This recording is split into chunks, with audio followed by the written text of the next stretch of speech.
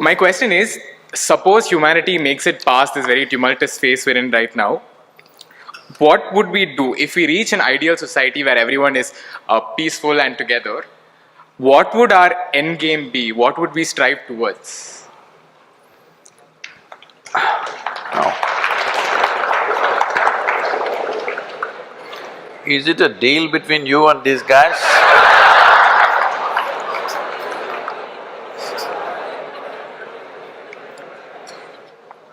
See, look at it this way, because you can't really figure what all these people want. Look at yourself. Right now you're thinking you want to become an engineer. Let's say right now I make you an engineer, this moment. Then you're thinking you need a job, I got your job. Then you're thinking you need a promotion, I got you. Then you think you need an award, I got you. Then you think you need wealth, I got you right now. Everything that you can dream of, I got you right now. What do you want now?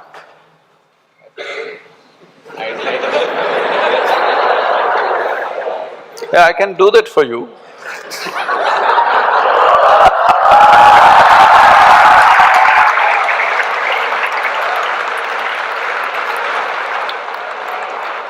Let's say I want a job. Huh? I'm striving for a job right now. Yes.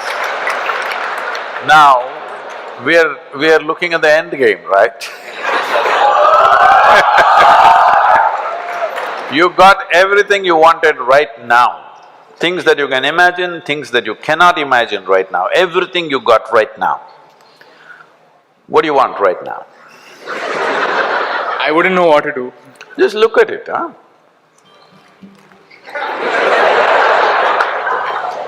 See, when you say this, what it means is, all you want in your life, what you're seeking is struggle. To get a job, it must take 3 years, then you will feel, wow, I got a job. Look at all the people who have good jobs, look at them walking on the street. Are they going blissfully, dripping ecstasy? Hello? Miserable guys, they're getting blood pressure, going to work.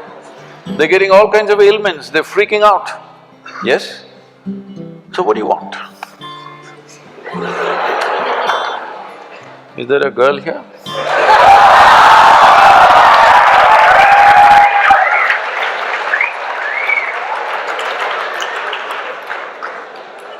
What do you want?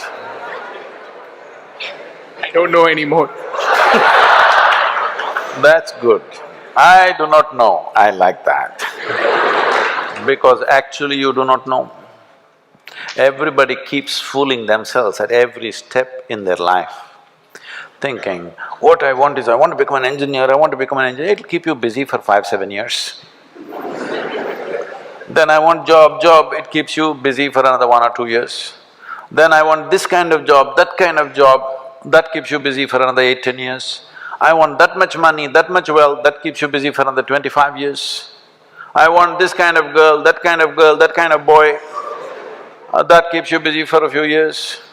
Then children will come, I want my child to become this. Well, we are preparing for your funeral.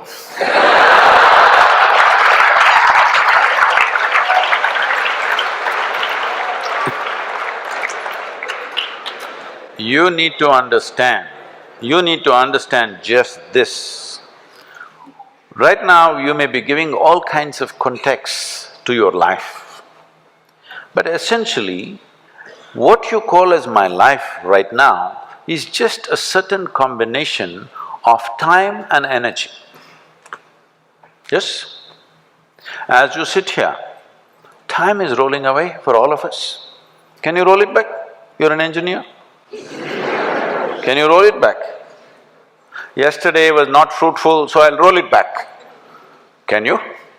It's rolling away for all of us. As we sit here, what is ticking away here is not the clock. What is ticking away is our life, isn't it? Since we came and sat here, you're half an hour closer to your grave. It doesn't matter how young you are getting there, isn't it? Yes or no? So it's a certain amount of time, and that time nobody can manage because it rolls at the same pace for everybody. You do something, you don't do anything, you sleep, you're awake, you're happy, you're unhappy, do whatever the hell you want, it just keeps rolling mercilessly, isn't it? So there is energy that you call as life. This, you can pitch it at different levels. If you're like this, I'm talking about the classroom expression, you know.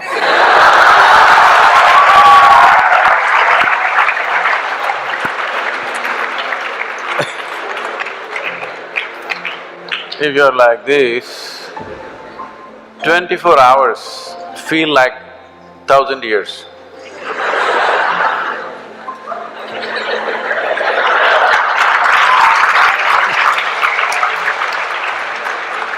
But have you seen on a certain day you're very happy, 24 hours, poof, went off like a moment? Yes or no? So, time is a very relative experience in individual subjective experiences. If you're joyful, if you live 100 years, it feels like a few moments, it's gone. Only miserable people will have a long life. Because if you're miserable, you'll always feel life is too long that you will want to cut it short. But if you're joyful, the possibility that a human being holds, before you look around, it's over, really. But what possibility this carries? So what you need to manage is your energies, because life is a certain amount of energy, it's not limitless, but it can be enhanced. If you function at one level of energy, what you do in 10 years' time, if you function at a different level of energy, the same thing you can do in 1 year's time. So if both people live for 100 years, in terms of impact and profoundness of experience, one has lived for 1,000 years, another has lived for 100 miserable years. So this is all you can do. You may think right now, engineer, this one, that one, these are all limited contexts you're setting for yourself. Fundamentally as a life, it's just time and energy, isn't it? The question is what you make out of it. Do you want to make something out of it? There's no compulsion you have to make something out of it. When I say making something out of it is not a social phenomena I'm talking. What should you become in the society? That's not what I'm talking.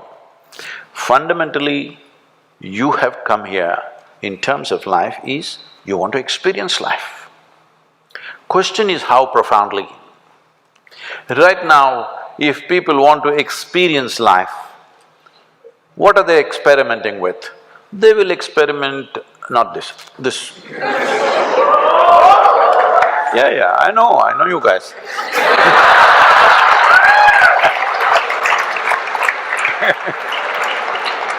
Or they'll experiment this, or they'll experiment something else. What they will experiment is how to down your faculties. You know, United States has made marijuana legal in a few states. So when I went to a few colleges or universities, they're asking me, Sadhguru, why don't you pitch? Someone like you must legalize marijuana for us. I said, no problem, we'll make marijuana legal, cocaine legal, meth legal. What's the problem? No problem. Only thing is, why is it that you want it to be legal? So that you can smoke up and come to the college, right? It's fine. But let's say you want to fly a small airplane, the pilot comes smoked up. You want to fly with him?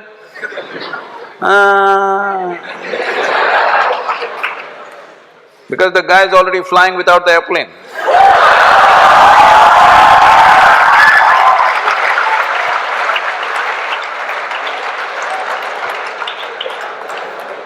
Okay, you're not getting the point. You need a major surgery and the surgeon comes smoked up. You want the surgery? Oh no. Then you clearly understand this lowers your faculties. I want all of you to look at this. Do you believe you can enhance life by lowering your faculties? Hello? If you want to enhance this life, you must super enhance your faculties. That's the only and only way you can enhance this life. You cannot lower your faculties and think your life is getting enhanced. What kind of stupidity is that? Simply because it makes you a little like this. I can make you feel like this all the time. How's that? No substance, I'm always like this only. Look at my eyes, I'm stoned. Yeah. Never touch a substance but fully stoned all the time. Because I want you to understand this, the greatest chemical factory on the planet is here. If you are a good manager of this, you can create any experience that you want from within and also heighten your faculties. If you are having an experience, even to experience that, your faculty should be heightened, isn't it? Is this the greatest chemical factory on the planet, most sophisticated? Do you agree with me? Are they chemical engineers? So I'm asking, how are you managing your system? What have you done? We gave you such a sophisticated machine. Have you read the user's manual at least? No. Blindly do this and then you think pumping something is going to make this better? No. Believe me, the only and only way you can enhance this life is that your faculties are super bright.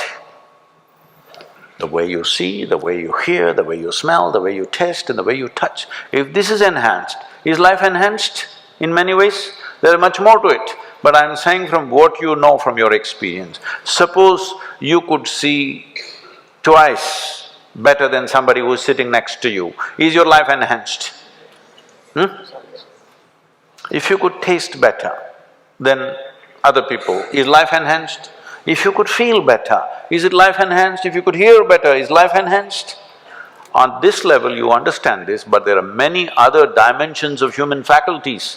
If you enhance this, if you sit here, you will be blissed out simply sitting here. You wouldn't want to touch any damn thing because just sitting here is the greatest experience of your life. So, about what is the end game? If you had everything, what would you want? If you had everything that you can ever dream of, everything is right here, what would you want? You must think, isn't it? I won't supply you with an answer. If you do not invest that much thought into your life, that means you're super short-sighted. Hello? This happened to Gautama the Buddha. You heard of Gautama the Buddha? Because of some astrological prediction that his father heard, that he may either become a great emperor or a great sage, and he wanted him to become a great emperor, he protected this boy and put him in a separate palace where it's all luxury, everything that you can dream of, everything there. Got him married to a very pretty young woman, everything on. No, he should not see any suffering. But one day he just went out. He saw one old man and he asked, why is this guy like this? His chauffeur or his chariot driver said, oh, everybody becomes like that after a certain time. He said, what, me?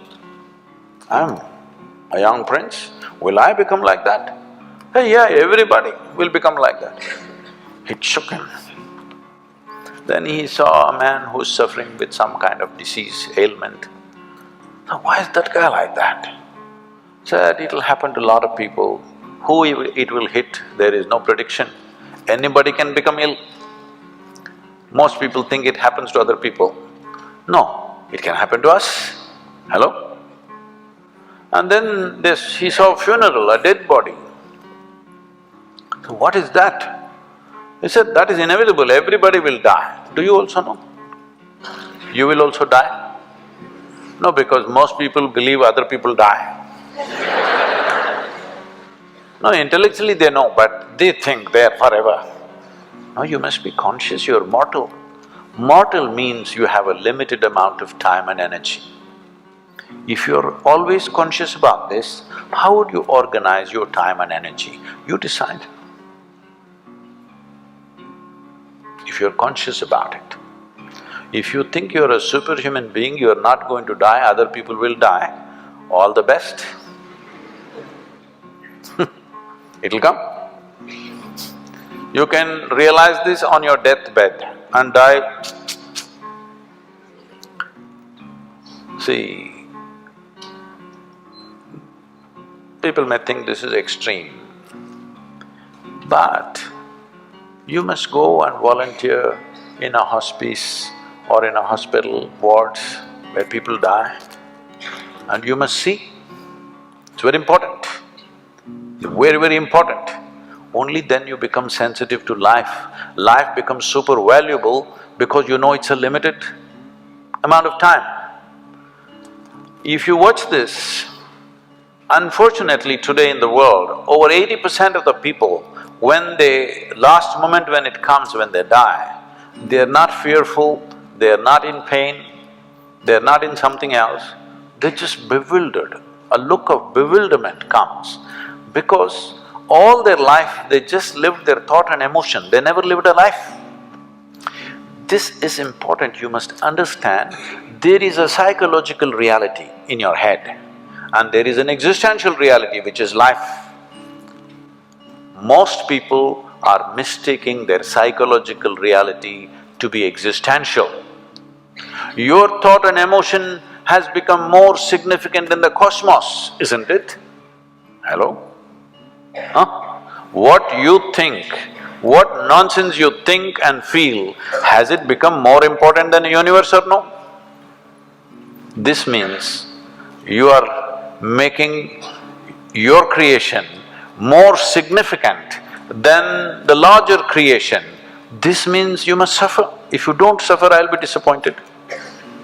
Yes, I will be. Because if ignorance doesn't make you suffer, then what? Then what's the use of me? Because it takes a lot to come out of the trap. What is the use of somebody striving to come out of the trap of ignorance when people can live wonderfully in their ignorance? What is the point? What is the use of knowledge? What is the use of knowing? What is the use of enlightenment? What is the use of realization if people can live absolutely blissfully in their ignorance? What is the point? When you're ignorant, you must suffer. And I want you to know, the greatest evil right now on the planet is not evil, it's ignorance.